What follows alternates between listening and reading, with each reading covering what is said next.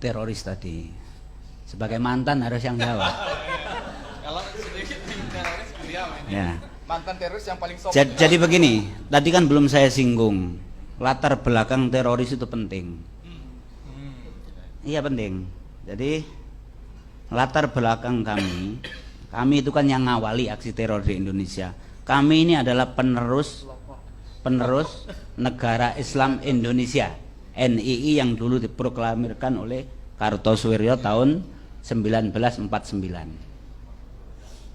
Kami ini pelaku bom Bali itu generasi keempat. Nah, jadi begini, apakah pemikiran itu eksklusif atau dan lain sebagainya, itu menurut saya itu nanti malah membingungkan. Karena pemikiran eksklusif itu apa toh kan gitu. Yang terpenting itu bahwa ini. Nah, kemudian akhirnya meskipun tidak sebagai penerus daripada NII, akhirnya terbawa oleh kami. Perpecahan antara kelompok yang afiliasinya ke Al-Qaeda dengan ISIS itu kan baru saja ketika jihad Irak sama Suriah itu. Nah, adapun masalah ideologi sama sebetulnya. Ada dua prinsip yang dimiliki oleh teroris. Satu, negara Islam. Dua adalah melaksanakan jihad fi sabilillah. Itu saja. Jadi meskipun sekarang ini Indonesia NKRI ini makmur, semakmur-makmurnya lebih daripada Singapura, tetap saja akan ada teroris. Karena yang diinginkan itu bukan masalah makmurnya, tapi yang diinginkan negara Islam dan keinginan untuk bisa melaksanakan jihad fi sabilillah. Nah, warga NU nggak usah resah, karena sampai sekarang ini menurut saya dan yang saya ikuti nggak ada orang NU itu yang terlibat bersama kami, nggak ada. Itu apa toh perbedaannya? Perbedaannya begini. Saya ini madrasah ibtidaiyahnya di Gupi. Gupi itu adalah milik Golkar. Gabungan usaha istilahnya pembaruan pendidikan Islam. Tapi begitu saya kelas 5, akhirnya dijadikanlah Ma'arif. Jadi saya itu sekolah di Ma'arif kelas 6. Ya, Ma'arif.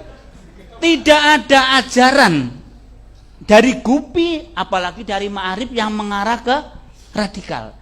Ingat bahwa cerita saya itu, saya kelas 5 itu sudah kelas 5 SD Ibtidaiyah itu sudah menurunkan lambang negara Garuda itu. Dari mana ajarannya? Dari kakak saya Mukhlas yang dieksekusi itu, pimpinan bom Bali. Pada waktu itu Mukhlas sekolah di Pondok Pesantren Al Mukmin Ngruki Solo. Pondoknya Ustadz Abu Bakar Basir.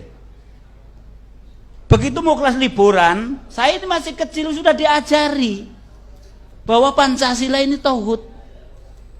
Pada waktu itu presidennya kan Soeharto tauhid. Polisi tauhid, tentara tauhid. Jadi apa label-label itu sudah saya dengarkan sejak kecil.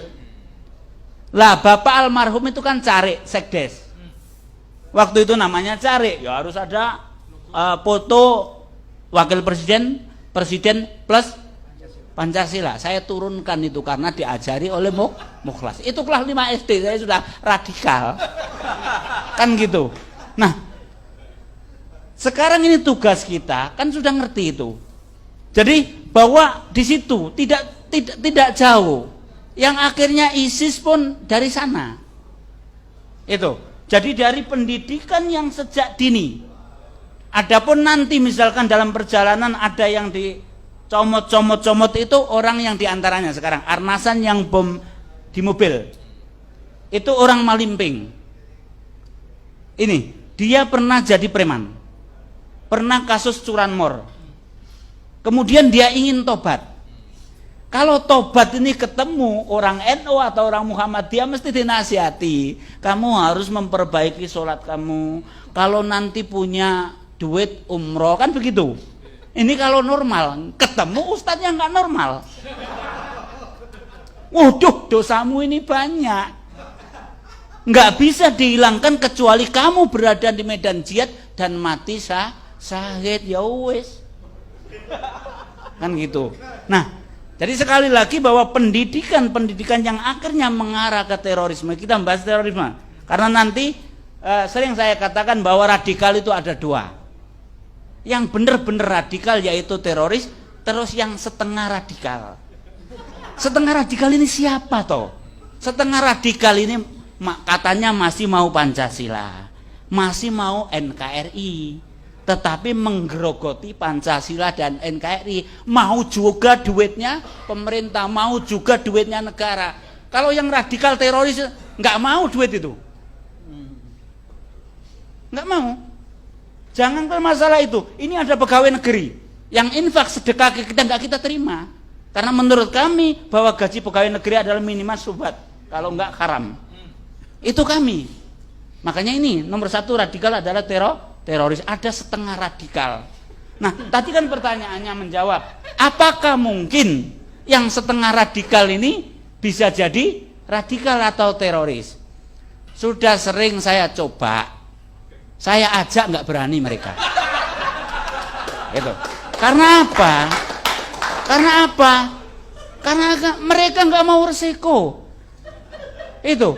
Kenapa? Sekarang masalah duit. Ketika kami mempersiapkan bom di Bali, itu duit sepeser pun nggak dikasih. Ini. Jadi yang memberi duit kita kalau mau makan itu bagian akomodasi Amroji sama Idris. Kita kosong, nggak dikasih apa-apa. Begitu evaluasi bom Bali plus pesta karena haflah, karena kita berhasil meledakkan di Bali, di Solo di tempat kontrakannya Abdul Matin, begitu selesai kami dikasih uang 500 ribu untuk mengantisipasi kalau ada apa-apa. 500 ribu dari Lamongan kabur sampai mana? Jadi itu masalah dunia. Untuk radikal teroris nggak ada. Makanya yang setengah radikal itu sering saya ajak, jangan nanggung jadi radikal, ayo gabung dengan kami. Oh kalau mau gitu rame sudah kan gitu. Itu, nah seperti itu. Nah itu, jadi itu Mas, tugas kita ini bagaimana sejak dini ini kita antisipasi supaya pemahaman radikal ini tidak sampai ke apa istilahnya masyarakat kita atau generasi kita. Terakhir buat jenengan ini, tadi sempat disinggung adanya hubungan antara terorisme dengan iklim politik. Itu benar nggak ada? Misalnya ketika politik berkembang terus radikalisme. Nah jadi begini. Kalau orang normal itu yang didambakan kedamaian. Tapi kalau teroris yang didambakan adalah kerusuhan. Karena dengan adanya kerusuhan itu kemungkinan akan adanya jabha atau front jihad atau medan perang. Oleh karena itu saya kasih contoh. Ketika demo 212, mayoritas tokoh alumni Afghanistan itu sudah ada di Jakarta. Itu. Untuk apa? Untuk menunggu chaos. Jadi kalau sampai waktu itu para pendemo tidak sabar terus konslet sama polisi atau TNI, tepuk tangan ini teroris ini. Karena ada medan. Jadi itu yang dimanfaatkan oleh mereka. Jadi untuk supaya ada ini chaos. Iya. Kalau untuk terjun ke politik nggak ada, sampai sekarang teroris nggak ada yang terjun ke dunia politik. Tapi ngompor-ngompori supaya nanti terbentuk bukan negara Islam dulu tapi chaos. Nah, ini juga harus kita sabar. Oleh karena itu begitu saya ditangkap pertama kali, saya sudah sampaikan ke Mabes Polri waktu itu yang nangkap saya, jangan sampai terjadi peristiwa Ambon sama Poso. Ini yang harus kita antisipasi. Perusuhan yang bernuansa sara inilah yang menyebabkan teroris ini tepuk tangan, dalam artian bahwa di situ ada medan jihad. Makanya jangan sampai, mohon kita bersabar.